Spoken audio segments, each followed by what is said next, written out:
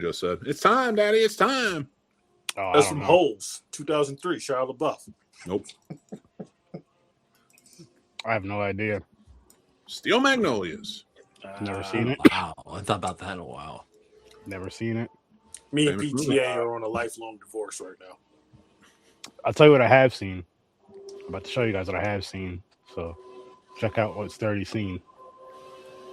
What's good, Sturdy Slashers? Welcome to another episode of Horror with Sir Sturdy, episode 593 to be exact. And tonight's movie that we will be slicing and dicing, Beast of War. There's a shark, there's some soldiers, and there's some shit going on. There's a war going on, and there's a shark that's hungry. A shark that is hungry. Buckle up, get ready for a fun ride, because we are here for you tonight on Horror with Sir Sturdy. And welcome to the madness.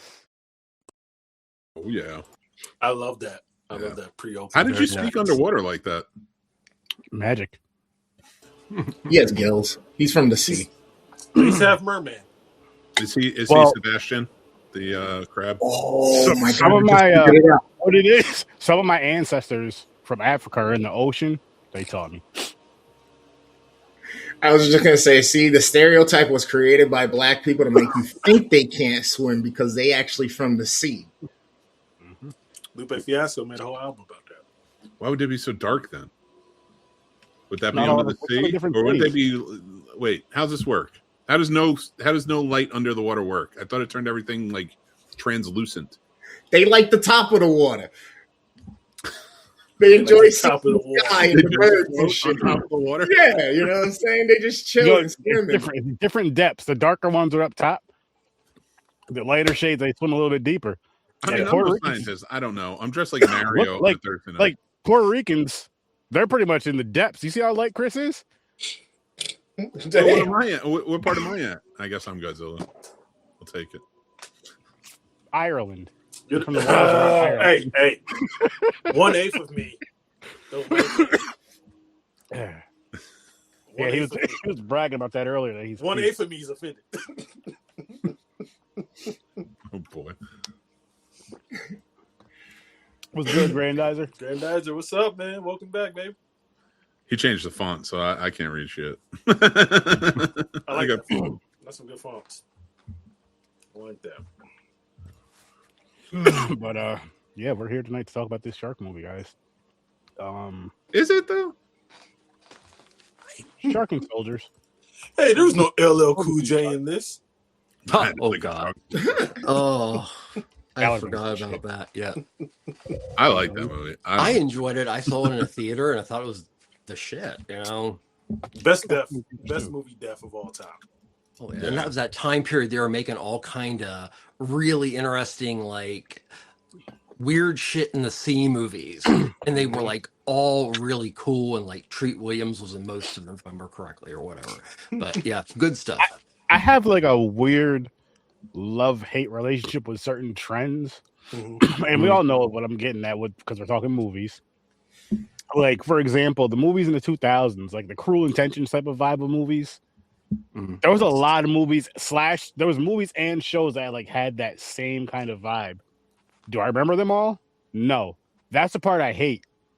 The part I like though is where they do try to work on something that's kind of like, let's try to build up this trend or whatever. Let's see if we can do it better. But it's I don't know. It's weird. It's weird, but you know what I mean? Like the Cruel Intentions. I can't think of other movies that are very similar to that. Not even necessarily the story, just the 32-year-olds playing college kids. Oh, the in high teeny school. bopper stuff. Yeah. And then wherever that drama goes for those, and it's the just ripping like, off kind of genre. yes, and it's after like one or two come out, then I feel like that's like all that you get for that subgenre of whatever genre the film is, and I'm just like, Yeah. And we're so bad at doing them. Overseas have always been so good at doing them. And that's, the curse of our abilities to try to rip off ourselves. yeah, you're right about that. I really enjoyed this despite just like 2 or 3 minor gripes about it, honestly. Like I had fun. I was talking to the goddamn screen the whole time. I had a good time with this movie too. I'm not complaining about it. I'm just I'll just saying just in general. You complain about I it. can complain. But I was simply voicing really that I had a good liked time. Oh no. Yeah. No, That's not, what- not, I not talked about it completely. earlier with you, Sturdy. It was a dull story. I mean, you can put a shark in anything, and listen, and the shark parts are going to be fun. Ah, man, I enjoyed the tension. I That was- enjoyed all those I kinda I moments. agree thought with that Michael was Padre. tension for what actually was the purpose of the film. Mhm. Purpose of the film was not the shark. The shark was, I mean, I felt the shark was a subsidiary thing, you know. And in the poster, which I had said before, I think it's like the worst poster as far as representation of what this is, which is mostly a true story. In 1942, the HMAS Armadale corvette actually was attacked, and several people, if not more, were actually eaten by sharks. Now, as far as the narrative goes, that's all created, but this is based on a story that was more about being courageous, more about being open-minded, more about, you know, the bonds between soldiers than, you know, Sharknado by the, I don't know, Shark something. Yeah, this is I will tell you definitely what, though, our US protagonist, when it comes down to like Sharknado, and I'm just taking the first one, right? Mhm. I'm only going to compare like movies like this to like the first of if it's a franchise. But the Sharknado, Ian Zierling's character, for all the faults of that movie that were trying to be faults, they were trying to be that, you know, like really outrageous type of horror. He's a different person by the end of this movie. Mhm. Nobody in this Yes. movie is a different person by the end of this Noah movie. has an arc, yeah. And that is, and I was talking to Sturdy about this, where I find that's happening more and more in movies because people don't know how to write, because there's a traditional writing style and most people just write based on their fandoms. And it just, we're losing the plot of people need to change in movies. Like what I thought would have worked better was the main character of Leo is fronted as the protagonist. He's got the haunted past. He understands the sharks. He's the one that saves the kid in the mud in the beginning. He knows the lesson already of like, be there for the person you're with. Mm-hmm. I thought it would have been better if there was a sacrifice on his end. You know, maybe kind of how he started to do it with his arm getting, you know, I don't want to give too much away, but his arm getting ripped off. But I thought the other guy, I think his name was Dez, the antagonist in the film, rather than sacrifice himself, it would have been better if he had changed in the end and became the antagonist that saves the other guy and gets them out of there. To me, that would have offered, the entire theme and point of your story finally sank. We get it. Didn't that happen though? Because he said he felt bad for what he did, and then his ultimate choice at the end was over his comrades, his boys. You know what I mean? You're absolutely right. Yeah. But that's dialogue. Show it to us. Give us the action. And that's the problem I have. Like, this is an action movie, technically. Like, show us. Like, yes, he does sacrifice himself in the fight and blows up the thing. But there's no real change. He's not a different character. He explains himself and then he decides to sacrifice himself. But that's not, like, that's too quick. I feel like he should have been the one to change. Then don't get me wrong. Do all movies have to be like this? No, Indiana Jones doesn't change shit. He's exactly the same in the beginning than he is in the end. But the world around him is changing. You could do that too. But this was a personal story. And I liked Leo as a character, the main guy. I thought he was a great sort of protagonist to carry the movie through. But if they could have had more interactions between him and the other guy where it was naturally turning, he started thinking in a different way. He started maybe realizing what Leo is by his actions. And then Leo dies in a sacrifice, and that leaves Dez to step up and finally make a full change. Now, you know, tell the story you're going to tell, which they did, but then lean into the fucking shark stuff more. Because that's Leo's story with his brother, which I'm presuming was his brother. Could have been his son or something, but I was presuming like his little brother. But we didn't really get any closure there. Yeah. Why? Because he defeated the shark. He overcame his trauma. He was pretty well adjusted to his trauma the whole time. Actually, he was the most adjusted person on that day, whatever the hell they were floating on. He's the one that freaking. Which actually, before I go on, let's dive into Quint and Hooper characters in this. Let's dive into ratings really quick, and then we'll go on some more with this. But Mick, what is your rating for this? I give it a 6. It's worth a watch. 6. Like Monster Island, which came out from Shudder, which is similar in tone. It's based on World War II. We watched it last year. That had a better story, in my opinion. There was actual change between the characters and what they were going through and having to work together. What's your rating for this one, Trevor? I give it a solid 7.5. And I'm going to stick by that because the movie surprised me. Like I said, I didn't do the research before. I just saw the JPEG. And with so many shark films out there, I just assumed automatically that, like I said before, it was going to be an attempt at, good product and sharks in various forms made into like head cheese. But this actually was good. I agree with Mick on his changes to the story 100%. But I do think it kind of, and I know you don't like me comparing things, and I'm only comparing it based on like tension and as far as group dynamics, is it kind of reminded me of Dog Soldiers, except there was a shark and that was the immediate threat, but the actual immediate threat was everybody that was in that unit, because you're told, I mean, it's like bam over the head, let's be honest, but right from the start, oh, these two people get to go and chill out because guess what? Somebody went back for their fellow soldier. Otherwise, you just do what you need to do. Is that a bit heavy-handed throughout? I will agree. But I think for, a shark movie, this is one that you could put yourself on autopilot and not feel any dumber for finishing it. You know what? Dog Soldiers was a good comparison. And actually proves my point. Because think about Dog Soldiers. The main character in that. Complete change, 180. He didn't want to be a part of the special forces. He hated being a part of it. By the end of it, he realized how important they were and how important that unit is to each other. Mm-hmm. An actual change goes throughout. And I thought it was kind of funny that he didn't want to kill a dog, and then by the end, he killed a bunch of dogs.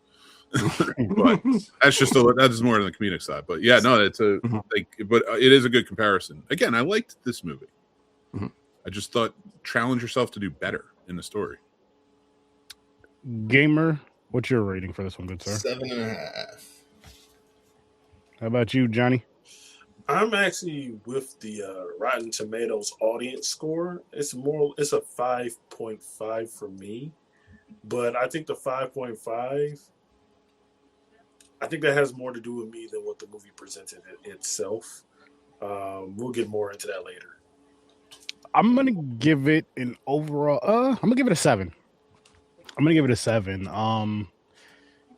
Wasn't sharky enough for me, but I do agree with what everybody said. I do agree with what Mick was saying about the story. They could have definitely added some more depth to the story.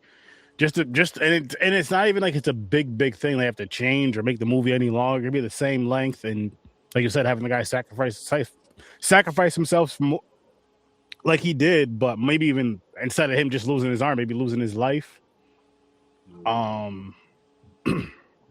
And seeing growth again, piggybacking off of Mick, seeing growth throughout the characters throughout the film, from beginning, middle, and end. You should see some growth, and for the most part, everybody was the same. And I understand that there was during a war and all that other stuff, but still, there's like some things that would kind of change after a while. I feel, especially after going through a traumatic experience, not like that, not only a war, but then it's like your ship sank, you're floating on some shit, and there's a shark right here.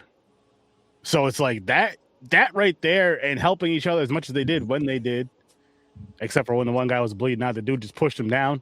I'm not gonna lie, it was cold, But at the same time, if it's like this is the only way I'm gonna survive, and he's fucking drawing the shark to both of us, there's no sense in both of us going.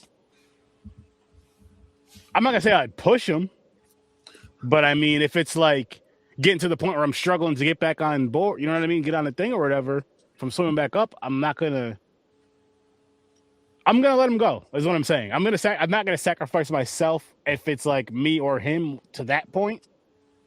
But I am gonna try to save him as best I can. I'm not gonna do what he did and push him away. But I was like, that's fucked up. But I wasn't like upset with him. You know what I mean? Because I'm like, I get it, and I know how we watch these movies as people, and you're like, oh, if I was there doing this, I would have did this, that, and the third. But I'm just thinking, in a situation where a fucking big ass shark is coming after me, I'm not gonna lie and say, yeah, man, I'm a fucking Aquaman this shit and swim and then fucking punch the shark in the nose. Some dumb ass that you know you're not gonna do or be able to do. I may freeze up shit on myself and drown. Who knows? Like you might just go in the shit shop yourself and then let them eat you. Like It's welcome like to public- the sandwich, shark. It's like public doors, just push, pull, and away. Yeah. Listen, I thought it was an effective shark movie. I thought they did a good job. I like the fact that they're playing up that because this happened not to only one. Like Indianapolis went down and they had a shark night. Like there's a lot of ships during World War II in the Pacific that went down and they were eaten by sharks. Yeah. And nobody found out until nobody found out about the Indianapolis until Jaws came out. Jaws told a lot of the families that lost people on the Indianapolis about that story. That's something that could have been incorporated in this movie right here. Well, I don't know how Australia handles things. I can't imagine much better. Oh, come on now. With the crazy ass animals they have there on land, them sharks were fucking people up. Well, that's why the one Aborigine dude knew how to handle the sharks. He was like, been there, done that. This shit is not new. But going back to that really quick though, with the shark thing, like, and I guess they wanted to have it with the shark not showing up so much, more than Jaws, of course, but kind of like that, you know. But I kind of wish it did show. I mean, I do not even kind of fuck that. I wish it did show up more, and even for like extra characters that were in the movie in the water that weren't throughout the whole, just to pick them off, just to see some cool kills, just to see some cool kills, this, that, and the third, and maybe even it's just like 5 or 6 more. It doesn't have to be a handful because I know you had to have like this tense moment, all this other shit. But fuck that. I needed some more shark action. Every time the shark popped out of the water, I had like flashbacks to the Jaws ride where it keeps popping up at you, and it's just like, what are we doing here? What's happening? This is just ridiculous. I think they filmed it on the Jaws ride or the Fast and the Furious ride now. Although those sharks still out there in the water waiting for us. Well, to bring back to what you said, Mick, about bring back what you said about plot and such. This film, it's got it. So the guy who directed it, his name's Roache-Turner. Kiah Roache-Turner was best known for, I believe, a trilogy of films called Wyrmwood, which are like splat-stick zombie amazingness. And then he also did a really, really cool reinvention of the spider genre called Sting a couple years ago.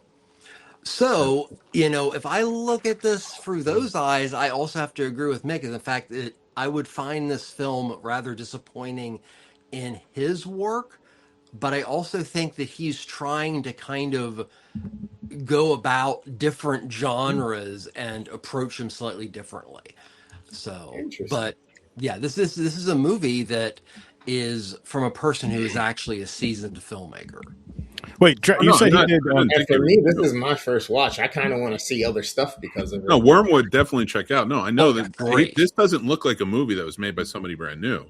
Yeah, but there's a standard in writing that has gone down over the last 15 to 20 years within the Hollywood realm because there's not really professionals writing anymore, not trained professionals.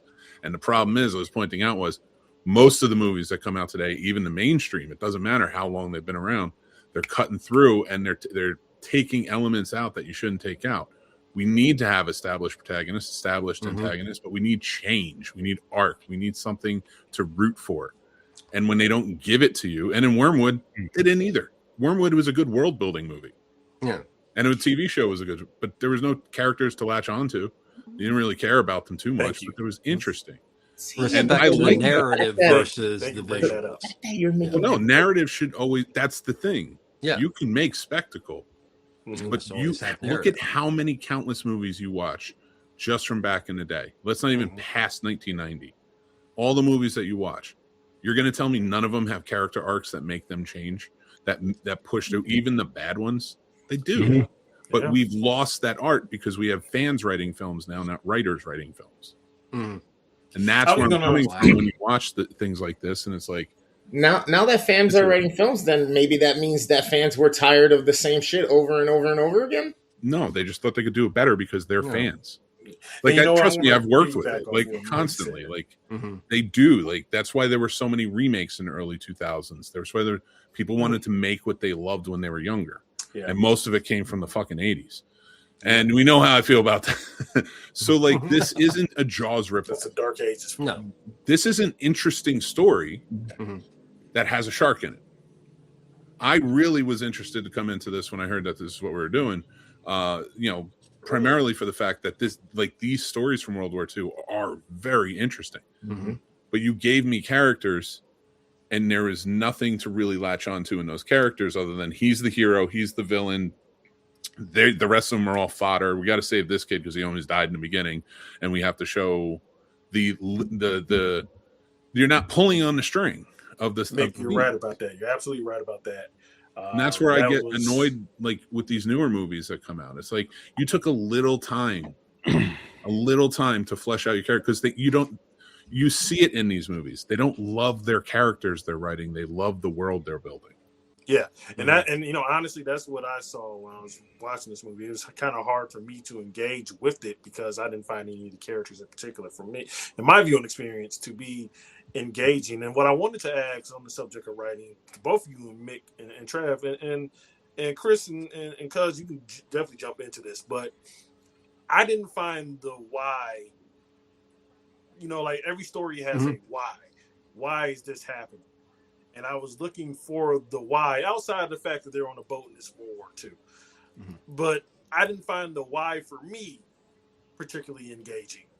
And I was just going to pose the question to the group. If you found the why for this particularly compelling or interesting at all, because that's what I was trying to find something to latch on to, and I just couldn't find it when I was watching this film.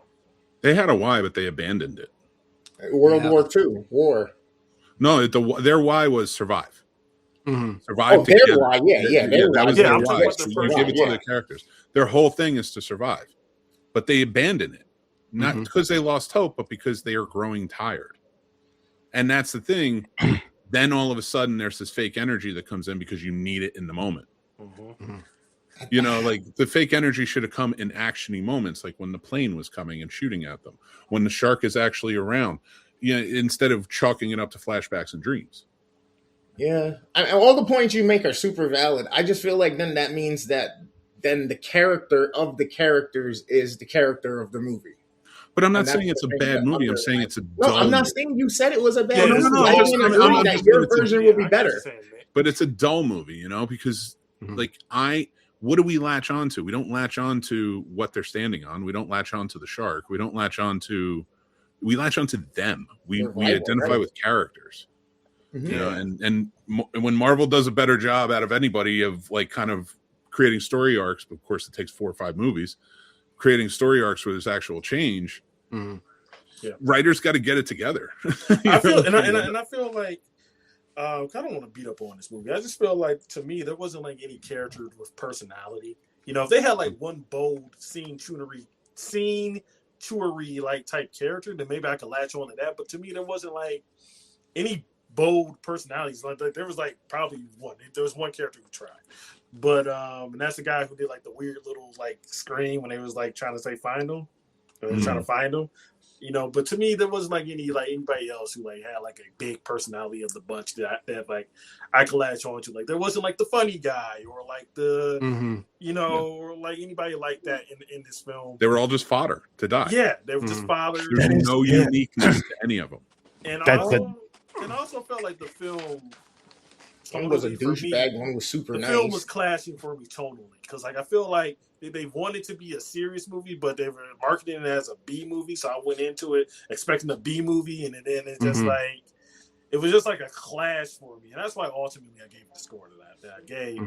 And also, I don't know what budget they were working on with this film because I could tell like some scenes were like too dark. It was hard to tell, and that's how you try to mask the limits of the budget. But there's some scenes I couldn't tell. There's some creative filmmaking techniques to this. For me, it was, and I understand it's nighttime. I understand it's the ocean. I understand it's dark, but I still feel I feel like the lighting was still bad for that. Like, not even too dark. It was just like a weird kind of. I don't know how to explain it really. See, I don't agree there. I thought the lighting was interesting. I agree too. The fog scene was the most for me that I felt like it was a bit off with the exposure for it. But other than that, I was you can get dense fogs in the ocean. I get it. It just seemed like it was super like bright. You know what I mean? One of the things that kind of worked about having them on that vessel was the fog. The fog added the claustrophobia that I would say, and this is an extreme example, but what caves added to claustrophobia for Descent.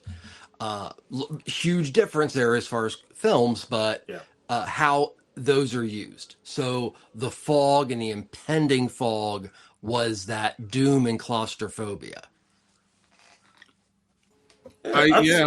But they didn't expand upon that either. I feel like I agree with you a lot about the fact that, so this is a very distinctly Australian film. And most of the characters are flat out archetypes. Now, we're so used to films, especially with groups of characters, these archetypes are in our face. But the goal is for at least a majority of those archetypes either to change, develop. You play with the archetypes as the story goes on. In this film, as I agree with Mick, that's where it drops the ball. Yeah, it creates no individuality. Exactly. They just make them all look different. It's like, well, I feel like it makes you consider their choices and like, damn, why he's such a douchebag. You know what I mean? What leads then to him, his arm being bitten off, and like, it's like, I should probably just be a good guy. Look, the good ones from the beginning made it to the end. They're fucked up, but they made it. Yeah. But think about it from this perspective too. Think about the dickhead. I think his name is Des in the movie. Des. Yep. Imagine he is at odds with the protagonist Leo the entire time, right? He's always arguing with him about something and fighting. Now imagine that going on, but little conversations here and there. They're getting to know each other and they're building off of that and they're getting closer, realizing that they have to depend on each other. And Des is starting to get it, what Leo is trying to get through to him.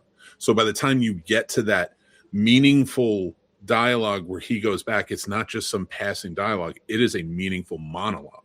Yeah. And that's the thing when you're writing. There are no monologues anymore in films. And that was always the deepest thing that an actor could get is a monologue to really, we were talking about, Johnny, Oscars get nominated. You get nominated for an Oscar because of scenes, not because of movies. Yeah.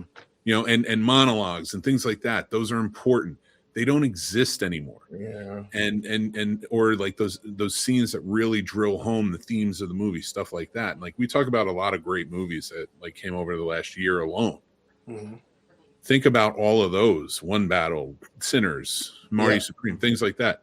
They change every single one of them, and they change drastically by the people they meet because each one of them has an individual personality that is going to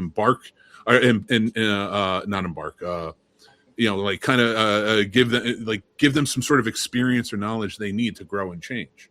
And that's what is important about a movie. And your main antagonist should be the one that makes you change the most, and vice versa. The antagonist has a journey. Yeah, you're right on that. I mean, you go back to like super early stuff, like we're talking Greek and stuff like that. Is like you need an antagonist and you need a journey. Yeah, and what you fill in that journey is what makes it special. I was gonna say you just need that tension of unstoppable force, immovable object. You just need that. It's tell us all this time. I wanted to get back to the lighting point though. 'Cause I didn't want to beat up on the lighting. 'Cause I will say, for me, the lighting really worked on in the fight at the very end of the movie between him and the Japanese soldier. That's when it was actually working for me at that point. You know why? Because it was classic Japanese style, where the sun is behind him and he's got the sword out and it's a silhouette. Cool. I like the lighting in this. Oh yeah, it's cool, and it adds a flavor. Like, that is a Japanese pilot there, and the reason you know that is because you've seen it in Japanese films before. There's influence there. Yeah. The other lighting definitely it touches down on Australian exploitation. The reds, the greens, the things like that, and being in the water. The shark looks like a piece of shit. Like, he's got one white eye. He's like all scarred up and stuff. And like, that's all exploitation, mid-level type B movies, which I'm not putting down. We're watching Sorority Babes in the Slimeball Bolorama for a while. Like, I am not against, B movies, but even that has changed. And I just wish this movie committed to that, honestly. I feel like we needed a character kind of like, who's the villain from that one movie, Wolf Creek, Mick Jagger, or whatever his name is, Mick. We need a character like that in this movie. Another great Australian film. And I'm sorry to do a 6 degrees of Kevin Bacon here, but the composer for this film, which I don't remember his name, I think his first name is Franz, was the composer on the first Wolf Creek film. No shit. Okay. Sorry, just weird knowledge drop. Good film. Sorry. Good film. No, that's but I feel like we need a character like that. Not like a super killer, but like this is something goofy. I feel like they kept playing in the middle. I feel like they just needed to commit to one or the other. What scene I think they could have made a little better too, and this is again why I wish there was a few more people for those easy pickoffs or whatever, just so, of course also having more character development so you actually care about the characters, but besides that, but the scene with the plane where it's coming down and shooting at them and everybody jumps in the water but the one guy that's shooting, I think that scene would have been better if the shark was circling, so you have to make the choice, do I try to duck under the plane or do I try to jump in the water? And have to, because then it's more of like that scene is so much more tense. It's way more tense. You're like, holy shit! Versus the shark is nowhere near. Nowhere near. And then the plane, yes, the plane's right there. You can get away from it, just jumping in the water, I guess, or whatever. Especially at night. So I'm like, it's not that. Not saying it's not scary. Do not get me wrong when I'm saying that. But every time the shark was around, they knew it was around because they would pop up and do something. Yeah. But it was coming. They heard the horn that was stuck to its fin. So that's why he made the decision to grab the gun and start shooting at the plane. They jumped in, and then homeboy decided to be a dick and push the other guy off to the shark to save his ass. Yeah. Okay. I didn't really catch that, but okay. Which again, by the way, I'm not saying that the change has to be the antagonist becomes good in the end. They could have easily sacrificed him, killed him in some way, and made it, but there still needs to be a change. Yeah. There has to be something, that his journey is just he's been a dick the whole time and he killed people. Or he left people to die. Yeah, because at the end he was towards the end or at the end or whatever. I remember he was like crying or whatever, and whines, I killed him or whatever. And I'm like, there still should have been something more to that than just deeper. You know what I mean? Yeah, they were trying to give us a monologue, but like Mick said, for some reason, dude, like to add to what you were saying, monologues, it almost seems like it's become a trope or a stereotype, and it's mocked usually, especially in like horror movies or superhero movies, superhero. Yeah, you know what I mean? Like, okay, here we go, and then they starts talking. Yeah. If you hand me the script and you're like, hey, what would you do to make changes to this? I would say, all right, take out all of the soldiers. They're the only two that survive. And now they have to work together to survive. They're the only ones on that wing. Movie. Like and then what you could do is maybe in the beginning you think others survived, and then you slowly find out that they're going mad. Maybe they saved, pulled some people up, and you can play with their heads a little bit on that. But those two being stuck almost on a deserted plane or a piece of ship or a boat or something with a shark circling and fighting, that could have been interesting. Because now I don't have all this other like, all right, well, here's the horror part. They can kill all these other guys that don't mean anything and have no impression on me whatsoever. I got a quick question for all of you. What? Am I the only one who immediately, when the guy started howling like a wolf afterwards, and he said the next dumb thing, immediately thought, let's just throw him in now? Yes. Yeah. Yeah. You're not alone, buddy. Oh, I did shit. want when he was Jackie Channing across the water onto different things to get to the boat. I was like, first of all, too convenient. Secondly, I want you to fall. Like that would have been funny. Technically, he did when he was like, because he said my feet aren't going to touch the water. It's the first thing he jumped on, his feet went right into the water. That's true. Like, this ain't going good from the start. No, yeah. You should have just said, I'm not going to fall all the way in the water. Not my feet ain't going to touch the water. That was just like, yo, that's some My bullshit. fight ain't gonna touch the water. And the shark can run into the thing that they're on and knock them off, but it can't run into the barrels that he jumps on. Like, there's holes, of course. There's holes in everything, and I'm not going to pick it apart. But his head hanging inside the mouth when it tipped him over on the pole when he was holding on for dear life. Listen. I'm going to say something I haven't said in a long time, guys. Sometimes movies just have to movie, and we have to remember that. Yeah, that's fair, but that in the scene land right of there, a million shark movies, this was pretty damn solid. And I agree, but most shark movies are 4 and below. Yeah, been here. You know, So like a 6. To everything you're saying, Sturdy, I understand. That's why I gave it a 6. That's where the level is. Watch it. Like, I think a high honor, in my opinion, is me saying watch your film. Like, otherwise, like if it's 5 and below, I'm like, watch it. Watch if you want to. Like, what would have got me to like higher than a 5.5, like a 6 or a 6.5 or a 7, is if I'm the opposite of Mick, and that's if they went like the opposite way with it. Just make it a pure exploitation B movie and forget all of like the substance you're trying to put into it or whatever. Just make it like popcorn. That would have been more in the spirit of his old work too. Because Wyrmwood's all totally that way. That would definitely made the movie more fun. I mean, Wyrmwood definitely gets a higher rating. I feel like if James had been here on that scene where he was hanging off on that pole there when he was hopping to the ship, James would have said, bullshit, that fucking grenade would have fell right out his shirt pocket, landed right in that shark's mouth, and blew his ass up. Oh, yeah. I mean, gravity is a thing. You're right. It is. James, you watch it? He gave it a 6 out of 10. He gave it a 6 out of 10. Then he said he liked the seating, the lighting. Sorry, he said it was kind of eerie to him, somewhat eerie. Like, I would say this is definitely better than any of the Jaws sequels. I enjoy 2. I like 2. I think part 3 is Was it part? Oh, I forgot because we did 3 had Dennis Quaid in it. It was 3D. There was something. No. It was part 4. It was 4. It was Jaws 4, not 3, because 3 was the. No, 3 had Quaid. 4 had Michael Caine. Michael Caine. That was so bad. Yeah, because they worked at SeaWorld, and Dennis Quaid and Leah Thompson. Yeah, that one.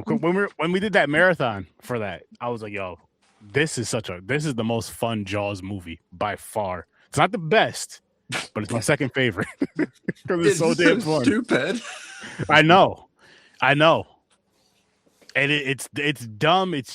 Because what that one is like, if it doesn't have like a really good story with a shark movie, something like a Jaws or whatever, I guess, which is not very many. I want it to be ridiculous. I want it to be bloody and ridiculous. Sidebar, guys. Do you think the world is ready for a Jaws reboot? I think we're in a world that I think that's being done on a regular basis, especially now that we can upload things like that.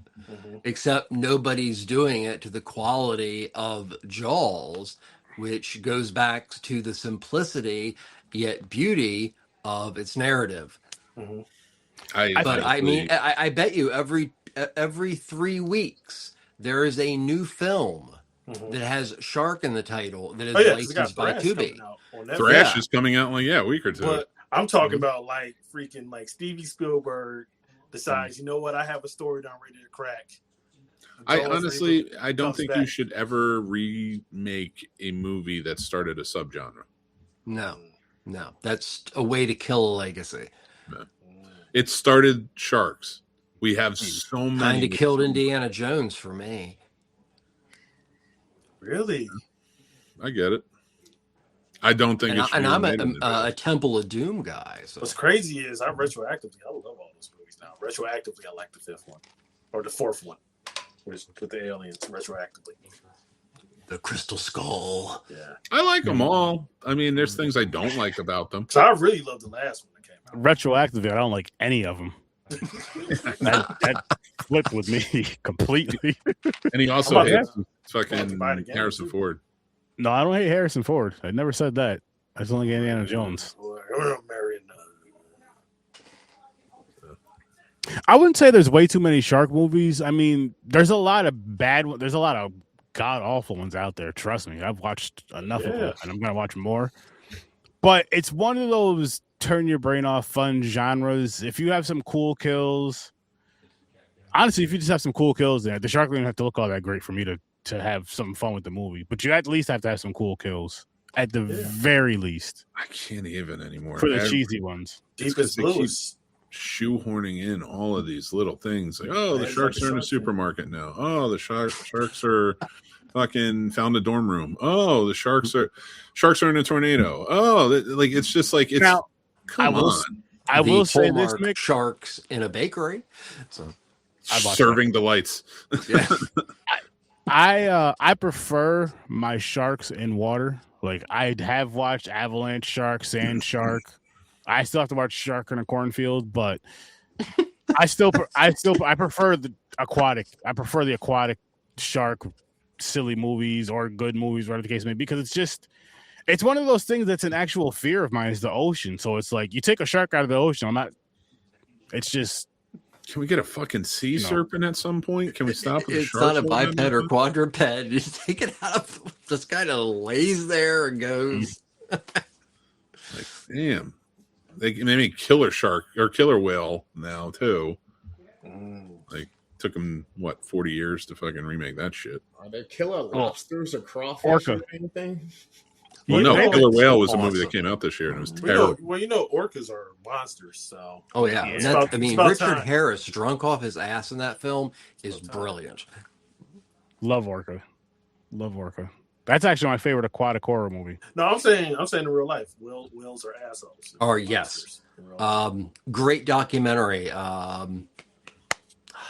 It was about SeaWorld and the how volatile the orca were. Yeah, it's called Free Willy. Free Willy, yeah. Yeah, talk about an amazingly unfortunate name for a film. Free Willy. That film came out, and that was not. I saw an ad for it, and it goes Free Willy, and the first thing that went into my head when that film came out was not a damn whale. I'm like, Well, let me tell you. This is about a penis. Let me tell you. Mom, this movie's called Free Willy. Why is it G? Has one of the best Michael Jackson songs of all time in the credits. So. Yeah, they had to superimpose the fucking Shamu in there because Originally it was can't have a Mr. dick John jumping over Wayne. a kid. This isn't the island. You can't have them dicks jumping over kids. You gotta put Shamu in there. That would be a good category.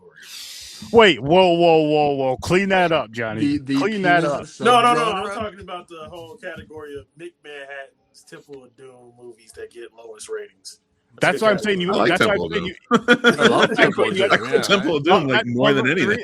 That's why I said you had to clean that up because you said that right after Mick said the wild shit he said, and then you're like, "Oh, that would make a good category." I'll tell you, there was a TV miniseries that came out in the '90s with William Peterson.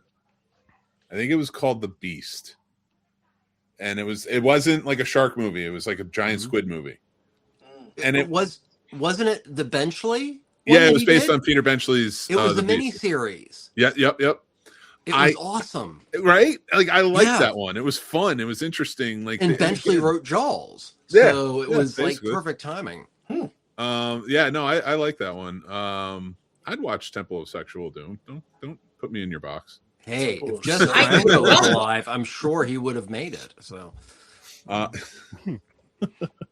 That's one. That's true. Temple. Shia might want to do it. You never know.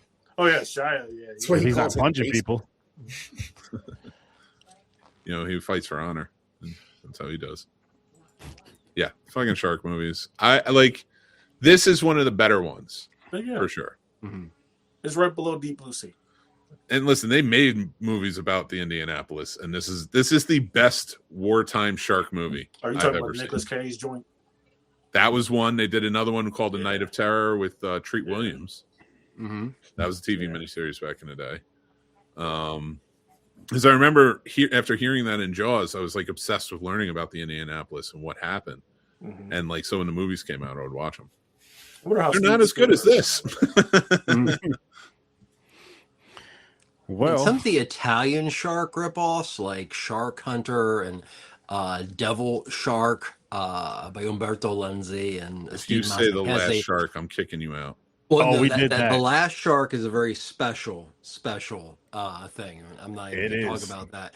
But no, there are a whole bunch of shark films that were part of the horror boom in Italy in the 1980s. And actually, if you want to see some stuff that is both boring but actually creative, go with the Italian shark movies from the 80s. Okay.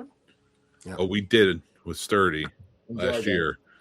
That shark. we didn't have a ball. I thought you were going to bring up the zombie versus shark scene from Zombie.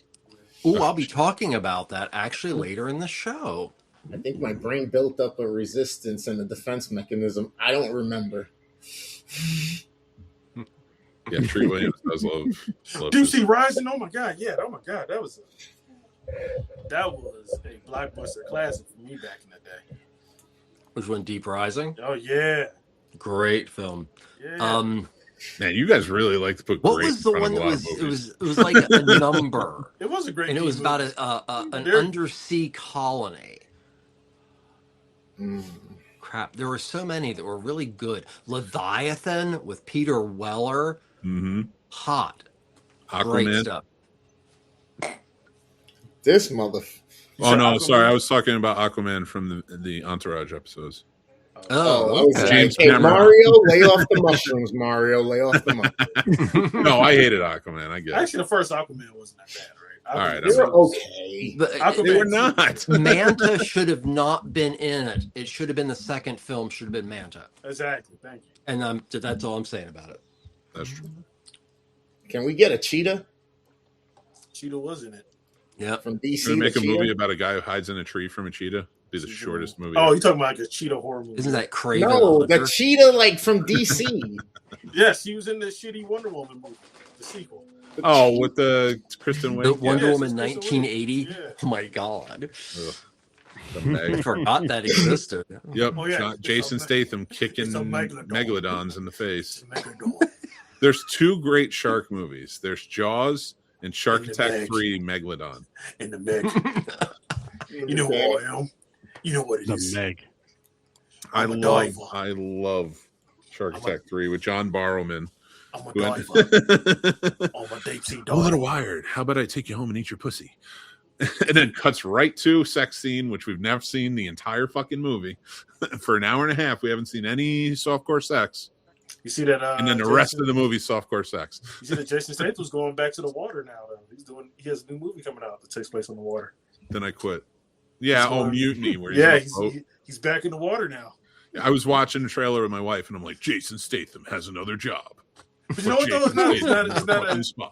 It's not one of those movies though. He broke the formula because he's not like doing like a mundane job. He's not like a barista. He's not like.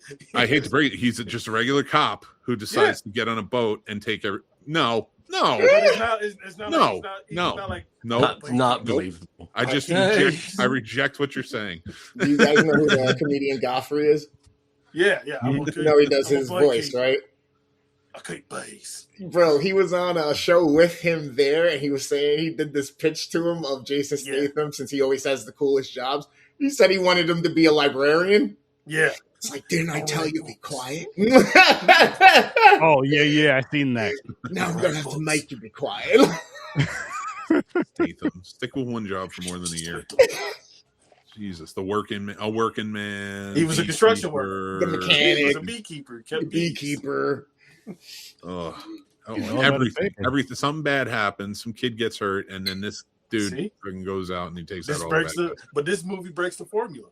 No, all Jason Statham did was start saying, "Give me Liam Neeson scripts."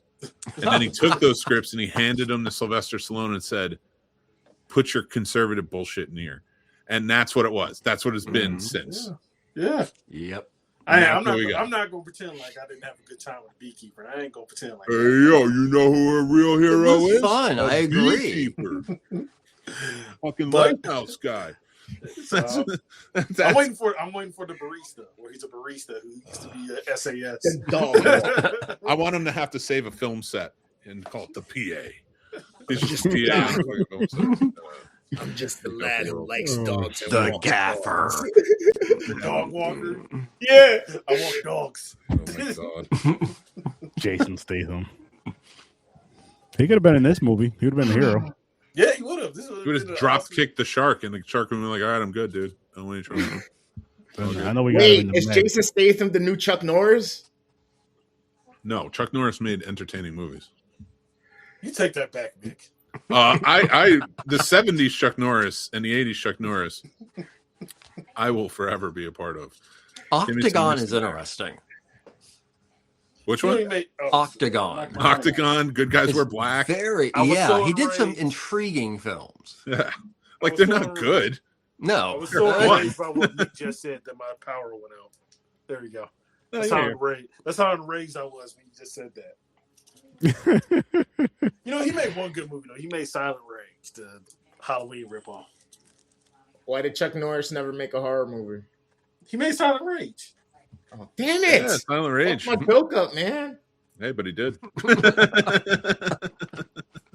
He did make a horror movie where the serial killer can't die, but yet he still roundhouses him to death. Yeah, they had technically that was meta. That was him as the that was his evil side because you can't kill him. He's Chuck Norris.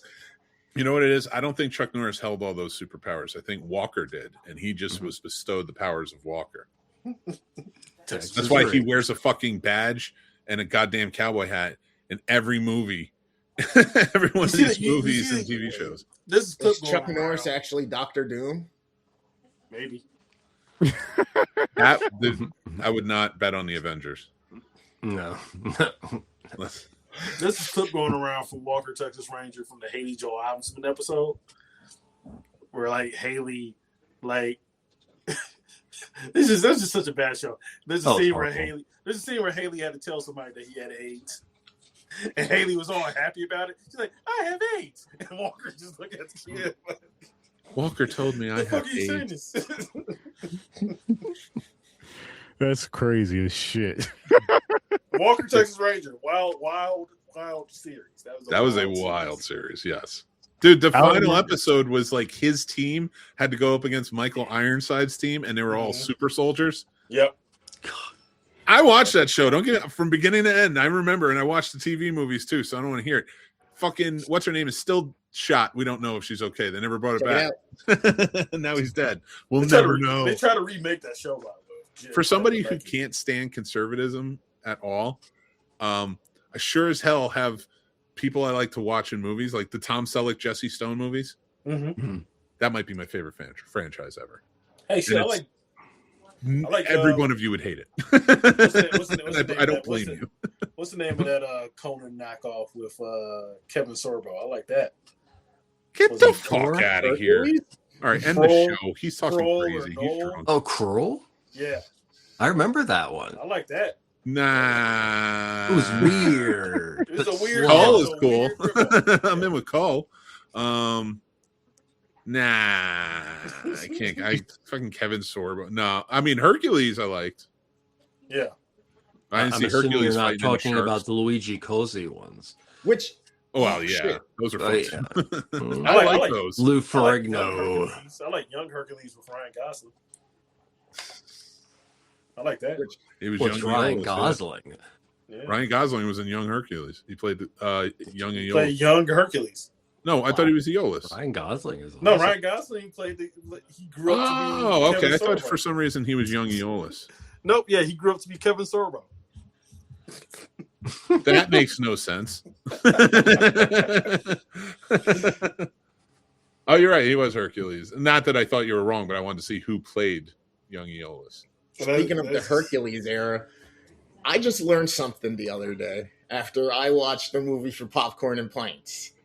for Euro Trip. So this Saturday, 8 p.m., we have Popcorn and Pints. We're reviewing my birthday picks, which are Euro Trip and Inside Man with Denzel Washington. And by the way, thank you. Fucking love love both the movies, but Inside Man watching that was just a weird double feature when I was wanted watching. To fucking write you. Let me explain. Love you.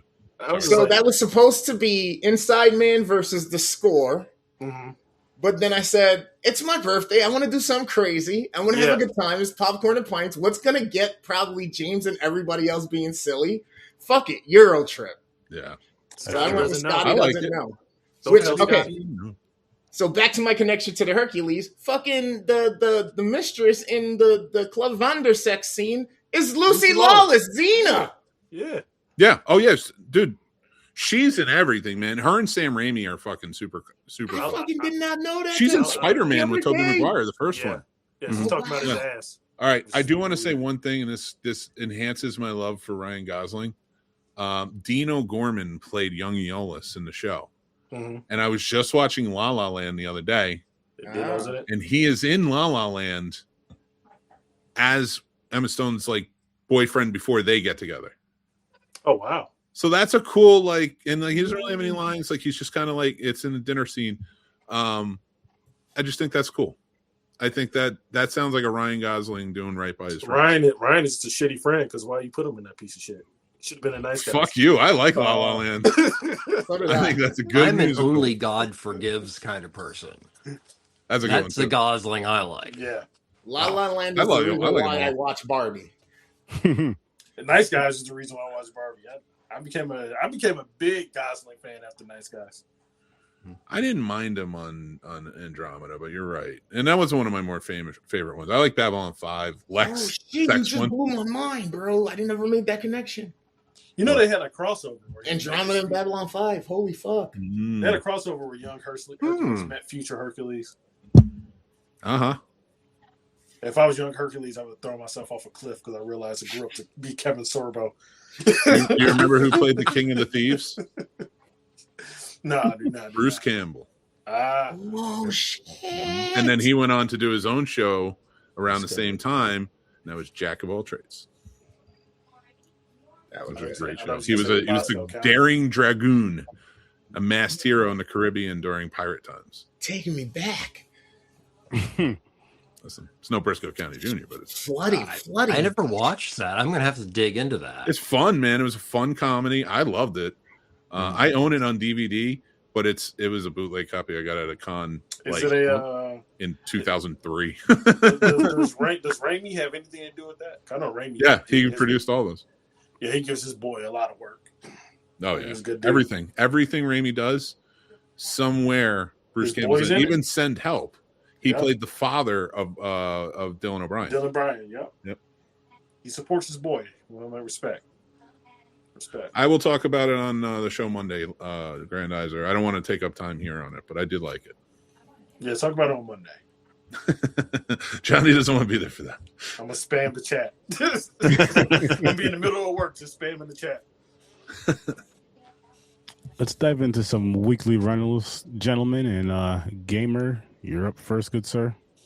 Yo. Oh, wow. So I said I was going to get down so I can see number 7 since it had just come out, and I had watched 5 and 6 first, and then I went back and saw 1, and I hurt my leg on Monday. So I was bedridden for 2.5 days, unable just hopping around. So what did I do? I watched about 11 movies, 12 movies. You're having a Mick week. I watched all of the Scream movies. Every single one of these, 30 will disagree of me on this, but I am a huge Wes Craven fan. I love these franchises. This was when I was really starting to get into movies and actually paying attention after I realized Nightmare on Elm Street and all that stuff, because that scared the fuck out of me when I was a kid. So to see something a little bit more modern in the mid-90s, my brain's a little more developed. This is really what introduced me again, I guess, to things of like Last House on the Left and such. So I really enjoy these. I love the aspect of where the original franchise went. They kind of lost it, tried to pull it back in, and then turned it into something else that's kind of its own, but gave credit due and kickbacks and stuff to all of the original stuff. And the last one brings it all back to the original where if you've seen any of the franchise, you know that in not Courtney Cox, Neff Campbell's character, Sydney, she skipped out on one of the movies out of New York, and that was more focused on Billy Loomis's daughter's character and her lineage. So that's where all of these movies are right now. It was really interesting the way I watched it. Like I said, 4, 5, or 5, 6, because I got like the new stuff where it's kind of like retelling the original story, but giving you freshness. And then I went back to the old stuff to get really what the original was, rekindle my memories. They're all, to me, between 7 and 9, and I can't even label them all. But if I have to, which one was first there? I can pull it back up. Scream 2. So Scream 2, I absolutely love. This was on the college campus. I give this one an 8.5. Scream, what was next? 3? Mm-hmm. Yep, Scream 3. I really love this one back in the day. I had this shit on repeat. This is one of my favorites. This is the one I'm going to give the 9 to. And then what was next? Scream 4. All right, this is kind of where they really went off the rails a little bit, but it's still decent. I'm going to give this one a 7.5. And then Scream 7. I really like the tie-in between old and new. I enjoyed it. I'm going to watch it again. I'm going to go with an 8 on it for now, but my feeling may change after I watch it a second time. I feel like my nostalgia and how much Scream I was consuming may have played a slight role, so I want to watch it again a bit more critically. There you go. Now, for all your 4 weekly rentals, are any of them worth the late fees to you? I'm assuming yes, but yeah, I have to learn these motherfuckers. Get yourself your CDRW. Go get your computer from 2000. Turn on fucking WinCD. Pop it in, and then get your label maker out. Make sure it's appropriate label, and you put it on the shelf with your physical media. That would be taken back the next day and returned for a different movie. No, the same hour, dude. It only takes 45 minutes. Allegedly. Damn. I'm talking 2 about video 2000, recorders. year 2000. Yeah. Oh yeah. All right. So if you're Trevor, into that kind of thing. If you were into that kind of thing, it's a pass now. I was too poor for a CDRW. Grandadzer, just so you know, I did read it. I'm going to respond to it. I just had to prepare for the show, so I couldn't really get into it. But yes, damn the man. Save the empire. But Trevor, you are up next, good sir. So take it away. Ooh. I was hoping to get that response. So the first film was from 1955 called Creature with the Atom Brain. This is an important film.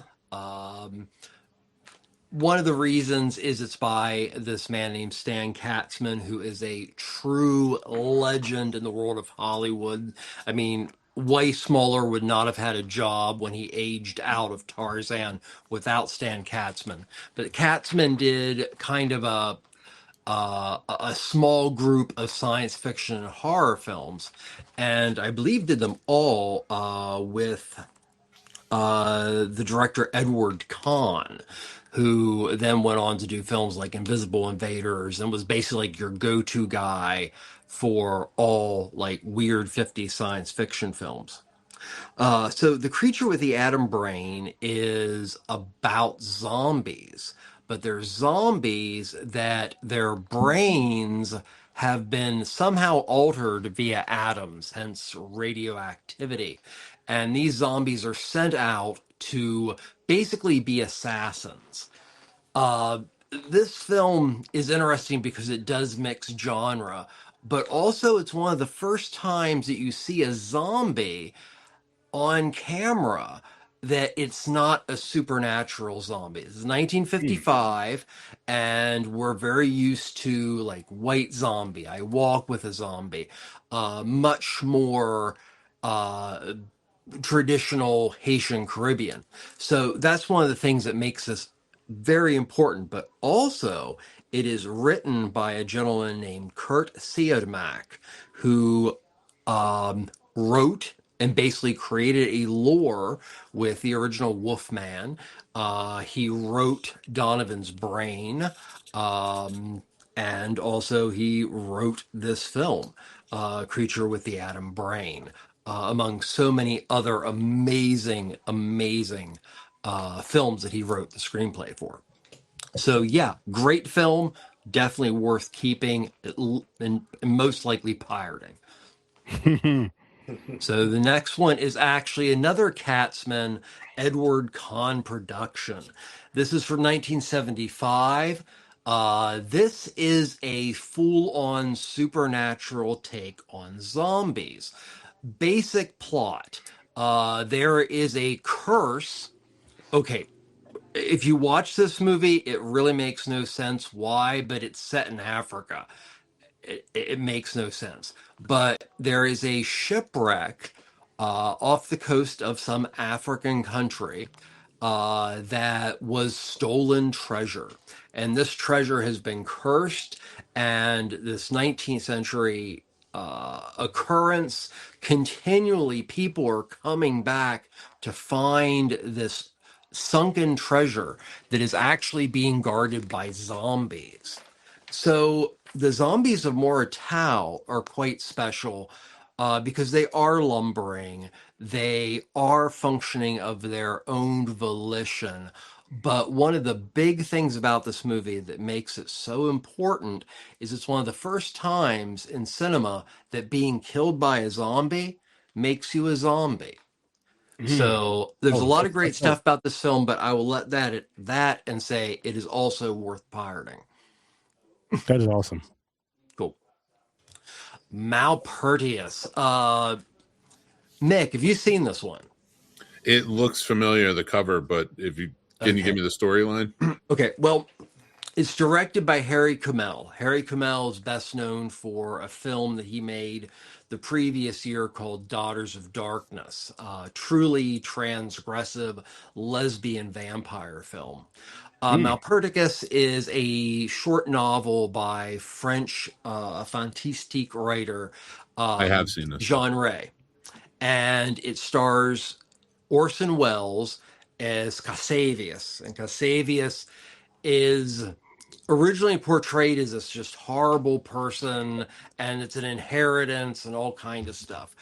But there's really no way to explain this film and do it justice. But I'm gonna tell you some of the films and people that it influenced. This film definitely influenced Dario Argento with Suspiria. It definitely influenced Derek Jarman. It definitely influenced Peter Greenaway. It influenced Nicholas Roeg. There are elements of zombiedom to this film, and there's also science fiction. And also, I have to say, it falls very much alongside like Boone Wall's Discreet Charm of the Bourgeoisie, or a film like Le Grand Buffet, because it's successfully a film about somebody who has traveled to an island and brought back the Greek gods. And because they're so damn greedy, they keep the Greek gods. And the Greek gods are actually their family, and this is their torture. He tortures the Greek gods to stay in Malperticus as shitty bourgeoisie. And then it goes into some really weird directions. But I have to say, overall, this is as entertaining as The Cook, the Thief, the Wife, and her Lover, and actually now makes my top 50 films. This is I appreciate you picking this one. I didn't realize if I've seen it, but yes, I went on a kick when I was in college watching all of Orson Welles movies. So as soon as like I saw his face, I'm like, I remember this one. But also Jean-Pierre Cassel is in it. He played Louis VIII in the Musketeer movies in the 70s. Wasn't he in Barbarella too? What? I don't know. I haven't seen I have Barbarella to check in a that. I long have to check time. that. Yeah, he might have been, but like, I remember him. He was a great king in the first Three Musketeers. But the Four Musketeers that came out a few years later, it's not as good. It was good too. But like it was a fun movie too. Well, as Malperticus, I would check it out again because so this film should have made Harry Kummel like the toast of the town. It's a 3-country production. It's Dutch, West German, and French. Because of the success of Daughters of Darkness, it is invited to Cannes. There is a print splashed together as a work print without Kumel's knowing, and that is what went to Cannes, which is a senseless piece of shit. But the full cut, which is now available, is mind blowing. So, you know, it's funny you mentioned it because I was just looking it up as we're going because I want to see if he was in Barbarella. mm-hmm. You know what his most famous movie is? What? Superman 2. Oh shit! He played the French officer in the White House. I'll be damned. Yeah, and we're watching that in a few weeks. So like that, yeah, it was funny how it stuck out of me. But honestly, great. Oh man, these are great choices, Trevor. I know when I watch yours, like I'm in for, because if I haven't seen them, I'm going to watch something fun. Mm. And finish things up with a film from 1972, I believe. Yes, called Wandering Ginza Butterfly, starring the legendary Meiko Kaji. This came out the same year that she released Female Convict Scorpion, which would create one of her great characters. Now, this film, pretty straightforward. Woman goes to jail because it seems like she's part of a biker gang, maybe as an initiation, or the fact they were hired to assassinate somebody. She's put in jail. I mention that because it does hark back to Meijo Kaji's motorcycle gang roles in the Stray Cat films. She discovers the person she killed, his wife, has actually put in a official plea for basically her sentence to be taken back. So she's released and then becomes insanely loyal to not just that woman, but basically anybody who does good to her.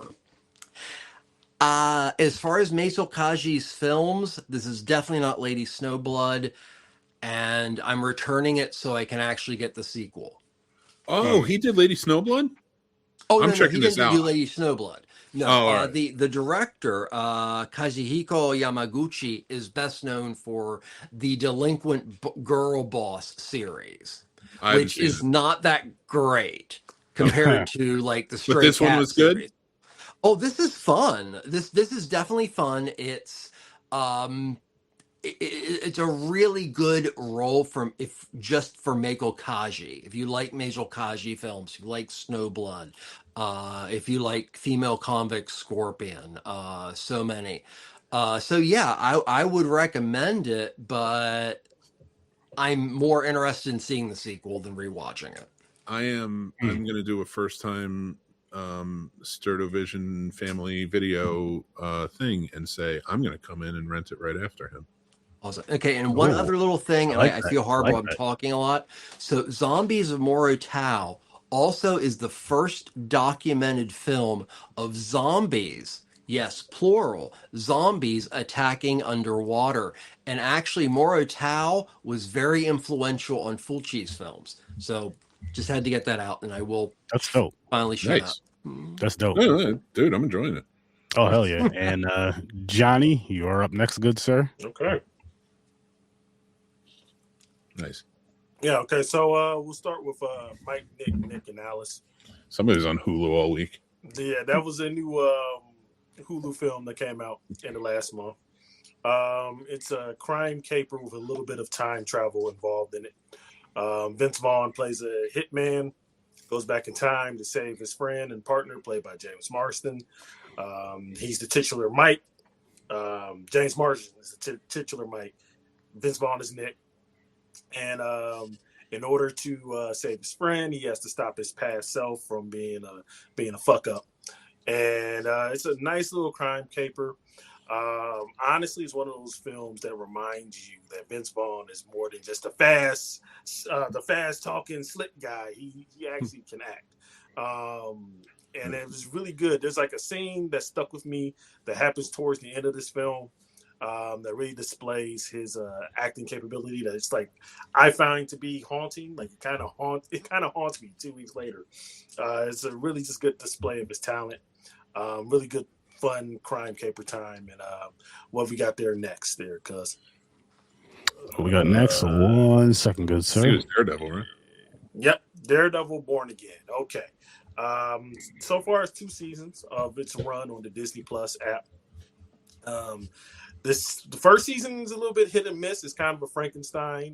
They're trying to honor what came before, but they're trying to establish something new. So it's a lot of setting the table. So far this season, we're 4 episodes in. It is really good television. It's a wonderful allegory to what's going on in our real life. I know a lot of people try to use comic book films as escapism. I'm sorry, this is not it. If anything, you watch the show and you realize I really wish there was a guy jumping off rooftops in New York to stop what's going on in our real political landscape. I tried, but I fell. Yeah. That's the bad But it's a really good show. It's a really good continuation. It's like the Netflix show, but better. It actually has a budget, and it's actually not afraid to be a superhero show. It's inspired from the newer runs of the comic books by Chip Zdarsky. I recommend you guys to actually read some of those runs, especially the Bear Kingpin run that this is based on. I'm not really a Frank Miller guy, so the OG Netflix show didn't really do it for me anyway. There's been better runs since Frank Miller, i.e. Brian Michael Bendis, who's from Cleveland, who's a consultant on this. Mick, as you know, I had to defend my boy against Rob Liefeld because Rob Liefeld wanted to talk some shit on my boy. And us Clevelanders, we stick together. So I had to speak up for my boy, Brian Michael Bendis. And like I said, Chip Zdarsky, they've had better runs. This is based on their runs. It's a really good show. Please hop on it. Episode 4 just came out. It's an 8-episode series. Really good. Okay, what we got next? Paradise is next. Keep it short and sweet. I don't want to know anything. I want to know nothing. Okay. Paradise. This is like one of those mystery box shows like Lost from back in the day, right? It's created by the guy who did This Is Us. And he also did Crazy Stupid Love and Focus, which is a really good Will Smith film. I didn't think that he had this in him. If you watch This Is Us, This Is Us and Paradise are vastly different genres, but somehow this man pulls it off. He has me crying every week. There's a lot of like time travel shenanigans in this show. Plays with time a lot. Really good show. Really solid show. Anchored by Sterling K. Brown, who's a very underappreciated actor, if you ask me. So check out Paradise. They just ended their 2nd season last week.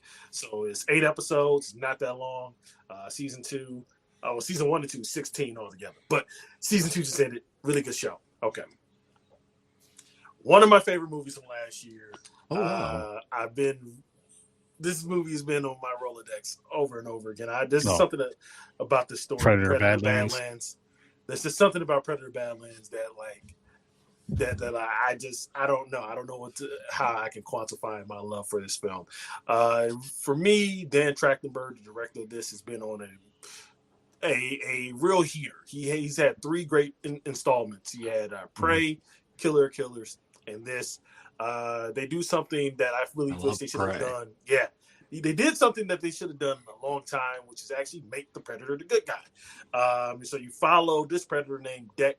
It's a little bit of Shakespeare. It's a little bit of Conan. It's a little bit of Dune. It's a very, very great installment. I'm going to just say it right here. I'm going to declare it right here. It's my favorite installment of this franchise. Oh, wow. Even over Predator? Even over Predator, because they did something different. They didn't try to make Predator too. They didn't try to make Predator for a 7th time. They actually did something different. They made an adventure action film. It was epic. I never thought I would find myself rooting for a Predator, but here we are, rooting for him as the hero, by the way. Not rooting for him to get his kills, but as like an actual compelling character. Like I said, the opening is a big hook. And like I said, it's Shakespearean. It has laughs, action. It's compelling. It has a great story. I love his movies. They're a little oversaturated in their lighting, though. That's my only qualm with him. Okay. It's like everything's so fucking bright. It's just like I don't need to see everything. Put some shadows in there.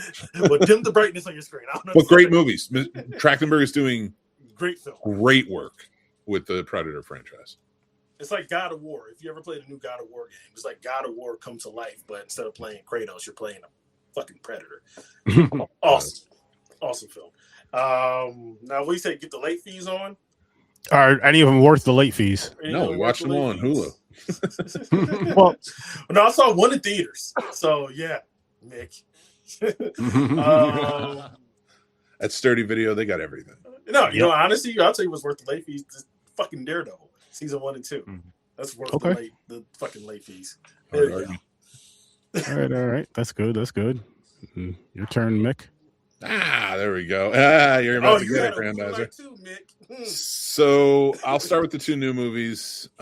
Pizza Movie is one that I think we should do on Popcorn and Pints. It is this generation's Harold and Kumar. Oh, wow. Hilarious. Good praise. It's not a ripoff of Harold and Kumar. It's not like Harold and Kumar was its thing. Is very much a product of that time in comedy. This is very much a product of time of but in a raunchy way of today's comedy. It checks all the boxes of like, yeah, even when there's offensive, it's called out, and it's understood, but they don't do it in a way where it seems cheesy. It's fun. Gaten Matarazzo and kid from the Goldbergs. Sean Giambrone, I think his name is. They play college students, dorm roommates, and they take old drugs from that were hidden in the ceiling of their dorm. And then I forget what it's called, but it's like you go through 6 stages, and they are the most on the scene snobs. We are famous for what? Embracing what? Absurdity. Yeah. This fucking movie does that. This movie takes all the good things in my heart that I love and is like, we're going to put them in your face and you're going to enjoy it. And when I started this movie, I'm like, it's going to be dumb. It's going to be a ripoff of all these other ones. And then by the end, I'm like, this is fucking amazing. I need to watch this again. I don't want to give anything away. There's mystical elements to it. But it's all just jammed into nonsense that is fun and you can turn your brain off to and really enjoy. Suspension of disbelief. You get into it. It's Britt and Nick. They're filmmakers, I think, out of Canada. They're like absurdists, and I love it. I like their short films. This was their first chance to really direct a feature, and I think they knocked it out of the park. I think they did a really good one. Also on Hulu. Yeah. So yes. Yeah, the Hulu night too. Now I'll go with the drama, Zendaya and Robert Pattinson. This I needed a few days to really. I haven't done my full review on this one yet. I needed a few days to really think about this one, and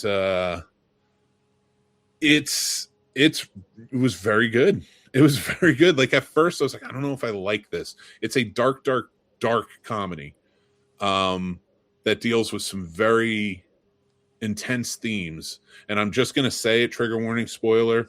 It deals with like school shooting themes. And how it plays into it. I'm not going to give you any more how it plays in, but it's about 4 friends. 2 of them are getting married, and it's like the week before their wedding, so everything's a prep time and intense. They all go around a table one night and share the worst things they've ever done. Oh, wow. And now you could take what I just said and try and figure that out. You're not going to figure it out. Trust me, you're going to have to see it. But you see, like the one, so it's Zendaya's character. You could tell by the trailer for that. Robert Pattinson is marrying her. Now he's going through like these comedy of errors, having to deal with everything he just learned. And it's not what you think. So people bear with me. But I say, check this one out. If you like Election, I'd say it's very similar to that and how like Matthew Broderick with a guy kind of starts losing it after a while because things fall apart. Kind of like a Noah Baumbach kind of film. I think deeper than that, honestly. Okay. Wow. Trevor, I think you'll like it. And it definitely sounds good. I like Patterson as an actor. Yeah, and but Zendaya knocks it out of the park. She's the best about this movie. This is the hottest. This is the hottest Zendaya has ever been for me. I mean, yeah, she's beautiful. I mean, at this point, do we even have to say it? Like she's just a beautiful woman. But she deserves a lot of credit for her acting in this movie. She really holds it together. she is the sort of, I'm going to say the victim of this. She's our protagonist. She is. In a big way, and the victim of a lot of things in this. But they handle the themes maturely. Even through a dark comedy, they handle those themes maturely, and she carries it so beautifully. So I really give a lot of credit to how they made this, and the fact that I went from like a 2-star to a 4-star in this says something, and that's just about thinking about it. Mm-hmm. That's a bold turnaround, man. Yeah, and it was worth it. Once I started really realizing what they were doing and looking for like how it kind of played out and thinking about those things, I was like, this is smart, and I think it was a good thing to talk about. Also, I never realized how much Mario's hat looks like a Yahtzee hat. So I'm going to take that off. So I'm going to take that one off, even though there's an M on it, and put on a good old American baseball cap. What do we got next? We got... I'll go with Remote Control next. This is a first-time watch for me. It's on the Criterion channel. Wowzers. It is a B movie from the 80s that I think all of us would enjoy. I would put a stamp of approval for Sturdovision on this. Maybe not. Oh, cool. Horror was so sturdy. It is. So what's his name? Kevin Dillon is the star of the movie. Mm-hmm. I can't name anyone else except for Jennifer Tilly, and she's not in it long enough for you to like call her one of the stars. But she's great. Jennifer Tilly's amazing. I don't want to put her down. Oh yeah. It's, how do you explain this? It's 2 video store clerks get a new display in called Remote Control, and it's a new movie out. But when you watch the movie, it's actually a signal from aliens that turns you into killers. Why have I not seen this movie?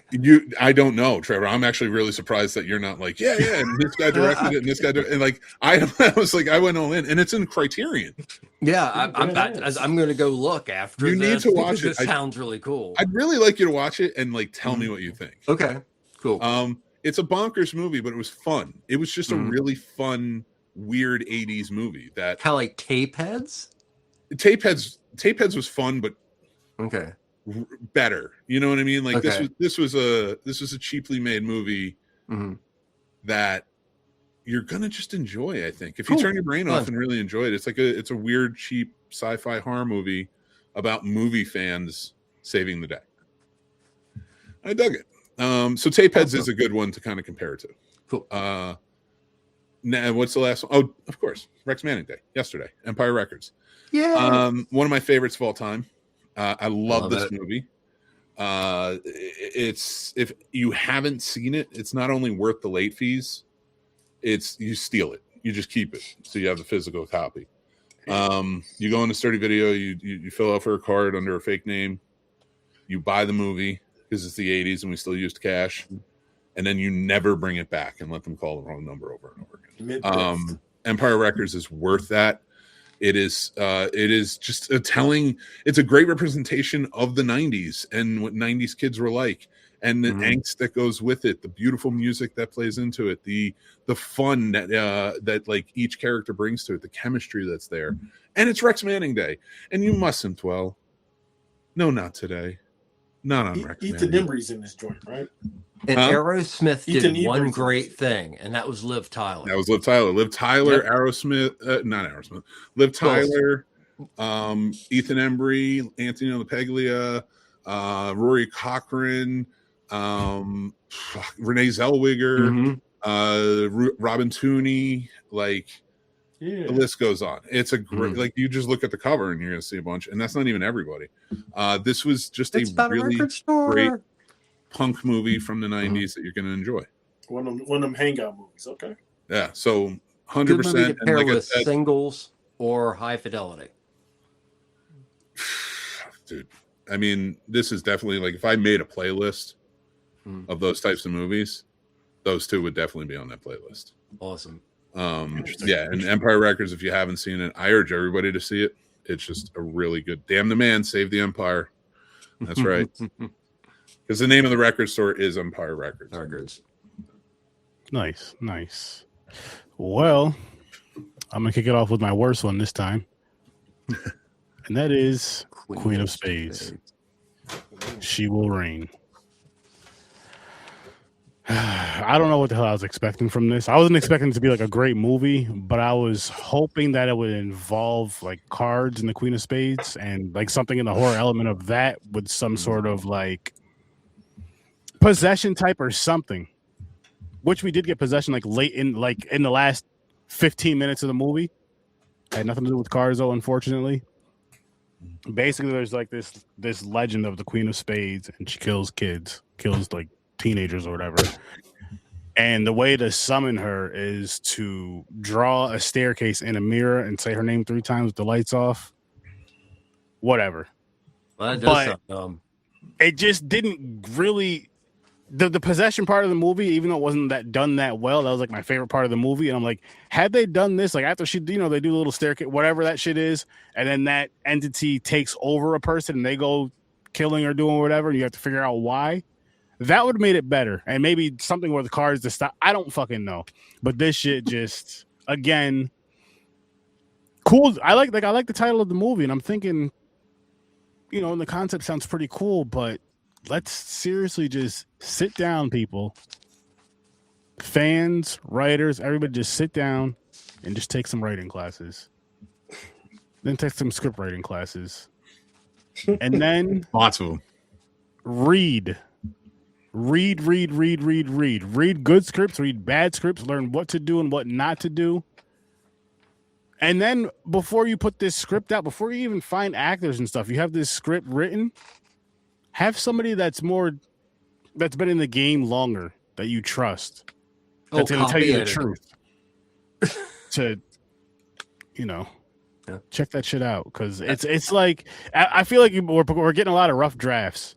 We're getting a lot of rough drafts. If you don't know what that is, I mean, I'm going back to English school right now. I think you hit the nail on the head. I don't think there's as vigorous copy editing as far as narrative and content as there used to be, especially in Hollywood. I mean, this was indie, so this wasn't even. I can't blame this one on Hollywood. This is just like, well, you I need say somebody to say sometimes, if it's your baby, you need other eyes to go. Yeah. No, it needs to be this way. Yeah, I mean, I look at it like this: if you have a child, right, you want your child to be, whether it be playing any sport or any instrument, you're not going to just go to anybody. You're going to go to somebody that knows what the fuck they're doing. So it's like, if you want to be a writer, you shouldn't just go to anybody or just Google it. You should sit down and talk to somebody that knows what the hell they're doing and learn the craft and respect the craft. Because I can forgive bad acting. I can forgive a low budget movie.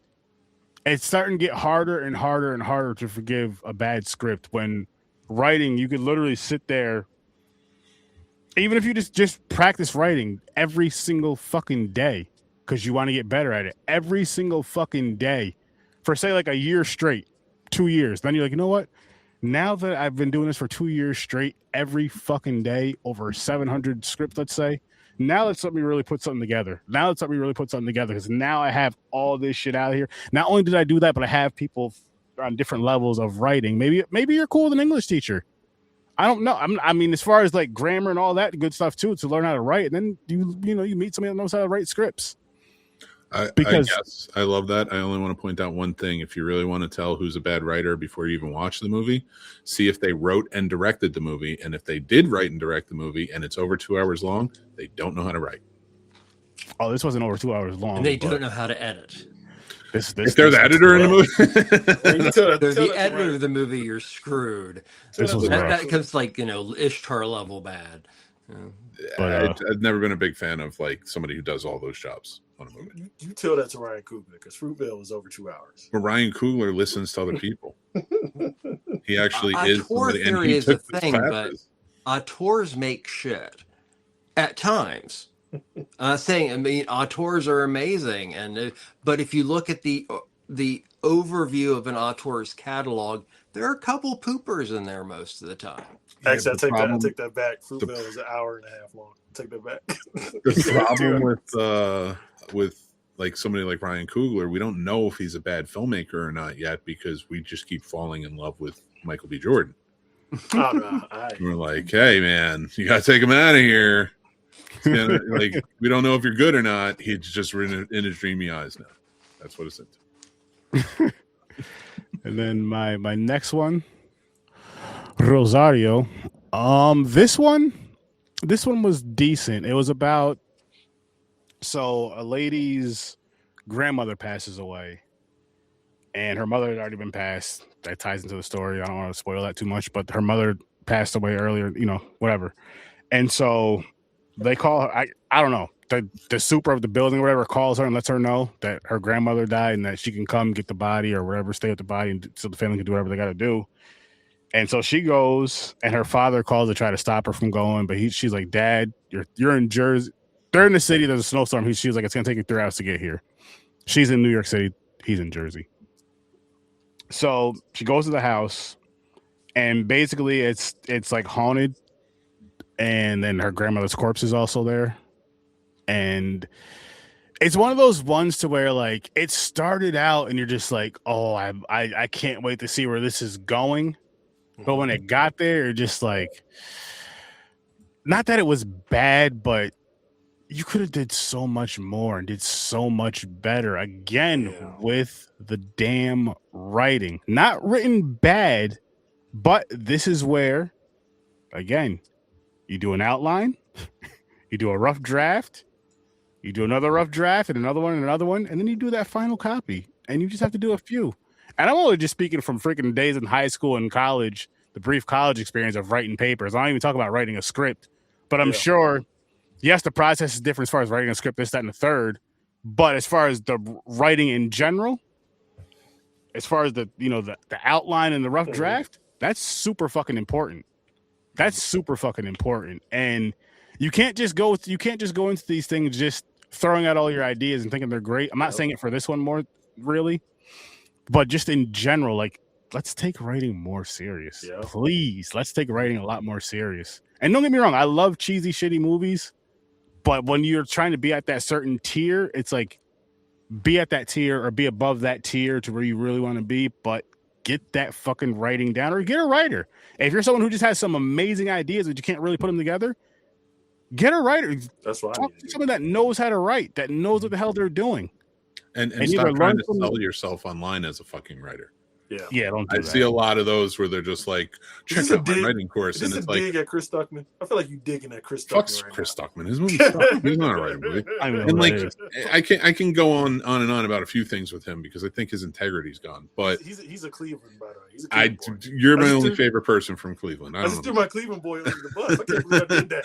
No, but like to sturdy your point, if I may, just say one thing is, and I know I say a lot, but if I could just say this portion of it is like, I reach out to screenwriters who are, sometimes I'm like, that producer brain kicks in. It's like, maybe I'll read a script. Maybe I'll work with somebody. You know what I mean?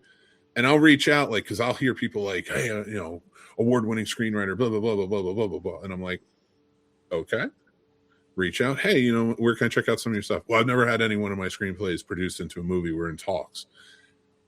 Don't buy a fucking writing seminar from people who are in talks. Damn. Always ask these questions. Okay? Like, Jesus. Like, I wrote screenplays. I was commissioned and paid to do so. And I wouldn't sell you a seminar. I'm not a teacher. So I could just give you pointers, maybe things I've learned along the way. But like, there are truly great seminars out there and classes and courses you can take. Learn. Mm-hmm. It's like you have mental breakdowns when I write my scripts. I almost did. Sturdy's so right. He knows how to hard charge me. And lastly, Primate. Now this one, I had a really, really good time with this. Story, not so much. But as far as like the monkey in this movie, that motherfucker was going off. Yeah, you're right. Monkeys have tails. You're right. He was going off. Ben was taking shit over. And I love how they use him in this film. I do wish there was more. I still wish there was some more throwaway kills in it. Mm-hmm. Again, this is one of those movies. Yes, I wish there was better writing, but with all the action and visuals in it, kind of like what I was hoping for them from the shark movie, with a lot of sharkiness, we got a lot of apiness. I did enjoy that aspect. I really enjoyed that. And I enjoyed how intelligent they made him and violent. once that turn came. I really, really, really enjoyed that. And I will say, out of all these 3 movies, I don't think any of them are worth the late fees, but I would rent Primate again. And I want to say this as well, because after I seen this movie, everybody here has seen Us, right? Mm-hmm. Mm-hmm. I remember the monkey in that movie, the monkey from that movie, and the little story they had with that. Mm-hmm. I would love to see a full feature film of that by Jordan Peele, with Jordan Peele directing that. Yeah. Because I think that can be really, really, really good. Mm-hmm. I think that could be really good. Like, have a really good story, but also have like the scariness and all that, the fun, cool ass Jordan Peele stuff that he does to it as well, with all the good shit. But Primate, it was worth the rental. Well, they're all worth the rental. Primate, I would bring back on the exact date because I may watch it again. The other 2, go check out his full review on Primate here on Horror with Sir Sturdy. Yes. I'm glad that Caesar is getting work. I was really worried. Popcorn and pints. I was really worried for him after Rise of the Planet of the Apes. I didn't think Caesar was going to get some work after that, so I'm really glad he. Which one did he do? Which one did we do it on? Was it Popcorn and Pints or was it on? Wait, what one? Primate.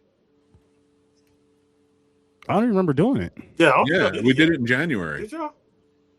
No, wasn't that the horror movie with the monkey that would kill people? And they're in the pool.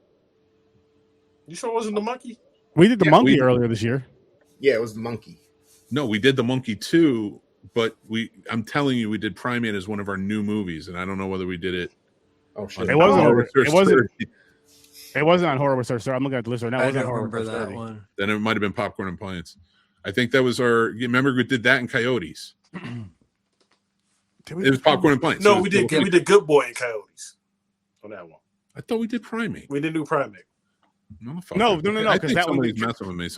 No, he's right, because I remember we had a vote for it to see what newer movies we would do, and Primate got outvoted. Oh no, I don't say I don't believe him. I could have swore we had a long conversation about it. Well, y'all need to get on it. That's what the mix-up was with the Primate. Yeah. Y'all need to get on it then. Y'all need to get this done. Listen. Grandizer, to answer your question, Clueless came out 2 months before, and that was a huge movie, and it overshadowed Empire Records. Because one was the rich kids, one's with the kids from the other side of the tracks. As if. Yeah. As if. Let's see what's going on. What we're slicing and dicing next week. I hope it's Primate. Honestly, me too. I can't remember. I think it's on this wheel. The lead actor from Coda was in that movie, the one who won the Oscar. He played Deaf Dad. Yeah. I'm glad he's getting work. Let's see where it stops. Looks like Five Nights at Freddy too. Oh, give me a reason to watch it. I gotta watch the first one. Overhated. Same. That's the same with me. Trevor's giving me a reason to watch it. Yeah, I've heard it takes place in Site 2. Mm-hmm. Yeah, it's an overhated film. Okay. Does it go into the serial killer aspect, and is it more gory? I would say it's an absolutely hated film. Okay. I'm not going to say the first film was good, but I do think Five Nights at Freddy was an interesting concept. Oh yeah, and the lore that was built around these games, was crazy. The movie was a better. They were able to do more with it than I thought they would. So, actually, probably my son and I will probably watch it this weekend. And I credit those movies for like the renaissance that Matthew Lillard's on right now. So I hope they keep going with them. They're fun. They just, I think it's like a mess like Scream. They don't know what kind of story they really want to tell you. Exactly. Mm-hmm. It's trying to find its identity. Problem with Scream is you're in Scream 7 and you don't know what you want to tell. Like it's not really. At some point, Kevin Williamson, get your shit together. Like it's not a good movie, but the internet makes it seem like it's the worst movie of all time. The first one wasn't a good horror movie, but I thought it was a good drama. But, yeah, but it's not. It's just a bad horror movie. It's just a slocky horror. You know? Agree. I don't know if I should admit this or not, but I've never actually played Five Nights at Freddy's. You watch people. I've watched neither. people. Yeah, this Yeah. had come out like when VR was getting big and getting good, and like the first real Oculus were coming out. You know what It's I mean? more Which fun changed watching over people from get using the freaked cell out phone by it on I than your played actually 5 play minutes it. of the game. Like I played watched 5 a grown minutes. man cry live Yeah. on his stream by getting scared in his VR from scary this, game. and I'll that tell was you like, what, Sturdy. I'll come on the show next week. If I don't have to watch this movie again, I'll play a Five Nights at Freddy and just get scared during the whole show. nice. I'll stay muted and just jump. We'll talk. It's on Peacock though, so if you have Peacock, I've never seen. I've Ooh, never, you or not. talked I've about never. No, I've never played the games animatronics. either. I thought about it. I thought about it a few times. I've never played the games either. What was that? it's like Slender Man. You remember Slender Man? It's like Slender Man. Oh yeah. Fuck Slender Man. Remember I'll punch you in the face. Cage ripoff of Five Nights at Freddy's? Yes, Like Wonder Night at Willy's Wonka thingy. Willy's or something. Wonderland. Willie's Wonderland. Which I love is that fucking great. movie. It has a useless sex scene in the middle of it, which I discovered. But I thought that was actually learning about. I enjoyed that more than the first Five Nights at Freddy. Yeah, I used to. I used to be friendly with the director of that, Kevin Lewis. Good dude. Fun movie. Yeah, he had a good time with it. I had him on a show after that movie came out. He delivered actually a lot of what the fans really wanted from the Five Nights movie. Yeah, I'm gonna ask you more about that later, man, because you said used to be, so I kind of want to know what the fuck happened. So I ask you more about that off pod. But before we do wrap this up, I do have to tell you guys that Sturdo Vision will be back tomorrow night, 11 o'clock p.m. We will be live With Sorority Babes, Bible. Slime Ball. Yes. How long is that movie? Because I could probably slide on. not long. It's like an hour and a half. It's not. No, Hour and- maybe an no, hour. hour- It's like an hour and 15 minutes. Yeah, about an hour and 15, hour and 18 minutes. Hour and 18 minutes. Because I looked it up a little bit ago. Super racist imp in it. I'll be 15 minutes off of work at that point. Watch it I've tonight. never seen this movie before. It'll be a first time watch for me, so I'm excited for it. And I'm just telling you guys right It's now, I'm classic. so excited. I'm so excited to get back in the Sturdo Vision where we can get into those real cheese fest of horror and other. Like Hell Comes to Frogtown. Yep. Yep. Something like that. Exactly. That's an actual title or something. I just realized that. Yes, with Rowdy Roddy Piper starring in it. nice. Holy shit. Sorry. Wait, and what? Hell Comes a Frog. Hell Oh, Comes to how come? Frogtown. I missed which one you guys were talking about. But yeah, I prefer A Boy and His Dog with Don Johnson. Oh, We're gonna be- amazing film. those I'm type being of serious. films, exploitations. It's Marlon gonna get fun Elliston. over there. Some more Let's see. indie films. I better see Billy Jack on there. It's gonna be real fun on there again on Sturdo Vision. Which Billy Jack? The original, the The legend original of Billy Jack. Yeah. I better see that on there. I'm gonna put this foot on that side of your face. Billy Jack. Oh, So yeah, make sure you guys are here for it. Make sure you guys are here for it when we do it because it's gonna be, like I said, it's gonna be a fun time. It's not gonna be a weekly show though, but I'll let you guys know when we're popping out. Well, let me know in advance when you're going to be doing them. Definitely, So, definitely. Probably swing by sometimes. If you do can I something just after midnight. say that the Scene Snobs podcast is now live on Mondays at 8:00. That's all I wanted to say. Yes. Mondays at 8. So if they could try to find it tomorrow, it's not on tomorrow anymore. It's on Mondays. Nope. But What will I do? 11 o'clock. Hang out with him. Yep. And really quick, this Saturday, which you should check us out over on Popcorn and Pints at 8 o'clock. Oh, Nope. shit. No, it's not that. What is Happy birthday, Chris. I need an AI person. I know We what got to it make is. one for Trevor. You I got to know come what on it Popcorn is. and Pints. It's the only one I'll allow. Okay. Chris thought That's I the only forgot. one I allow this to use the AI because I fucking hate the AI. I hate the AI too. We should just put pictures of ourselves in there. They are- They're They putting are a huge AI warehouse in Carlisle, Pennsylvania, which is no more than a half-hour drive from I'll tell you Sorry. right now. They're talking about one here and taking water from the one of our river. downfalls. I'll tell you right now when Skynet takes over. Nah, We'll we're be going on to be their cool. side. I think AI is going to look at us and be like, you guys have had it hard enough. But Boom. they're going to do some damage. It's going to do some damage. Popcorn and Pints this Saturday for gamers, early birthday picks, Inside Man and Euro Trip. Great lineup. So Inside tune in Man for that. again, just Great ending. Great ending to that picture. great everything. Every minute of that, nothing is wasted. Perfect tension building, pressure, the whole night. Oh, can't wait. Likely at his finest. I'm not saying he's perfect all the time, but Plumber, man, he does a Plumber Man. hell of a performance. Christopher Plummer was so good. Oh, Christopher Plummer. Yeah. Legendary. Jodie Foster killing it. It's gonna be a good time. It's an all-timer performance now. It's gonna be a really good time. So hopefully you guys all tune in for that, and make sure you guys check Johnny Loves Movies. Make sure you guys check out Ambassador Media. Make sure you guys check out the Scene Snobs on Mondays now. Yes, on Mondays now. Monday. Content every day, but the live, yeah. The live, yeah. Make sure you check out Worst Damn Gamer Ever, and come back here next Thursday at 8 o'clock for some more Horror Source 30. Thank you for watching. Thank you for listening. I'll see you in your nightmares. Peace. Nice.